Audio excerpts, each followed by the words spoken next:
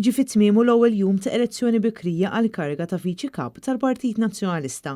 L-elezzjoni li saret fid-Dar Ċentrali fetħet fit-8 ta' filgħodu u baqgħet miftuħa sas-sija ta' war nofsinhar.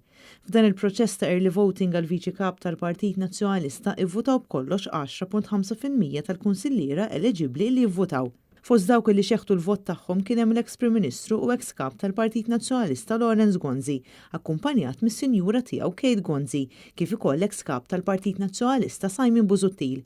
Matul dan il-proċess li jkompli fil-jiem li ġejjin, il-Kunsillieri tal-Kunsill Ġenerali huma mitlubin jippreżentaw il-karta tal-identità u min huwa reġistrat f'Għawdex u jixtieq jivvota f'Malta jew viċi versa huwa mitlub jagħmel kuntatt mas-Segretarju Eżekuttiv Organizzattiv sa tnejn li ġej 25 ta' Lulju f'nofsinhar. Il-ġurnata propja tal-elezzjoni hija s-Sibt 30 ta' Lulju, iżda l dawk li ma jistgħux jivvutaw nhar is-Sibt se ssir elezzjoni bikrija oħra nhar it-tnejn li ġej kemm f'Malta kif ukoll f'Għawdex bejn il-5 u d-9 ta' filgħaxija. Il-votazzjoni bikrija f'Għawdex issir fis-sub-headquarters tal-Partit Nazzjonalista f'Tasannat filwaqt li f'Malta issir fid-Dar Ċentrali. Imbagħad is-Sibt 30 ta' Lulju l-votazzjoni f'Malta se tkun bejn it-8 ta' filgħodu u l-4 ta' war nofsinhar u bejn it-8 ta' filgħodu u s-sija ta' war nofsinhar f'Għawdex. Għal din l-elezzjoni kien Alex Perċi Kalaxxone illi sottometta in-nomina tiegħu għar-rwol ta' Viċi Kap tal-Partit Nazzjonalista.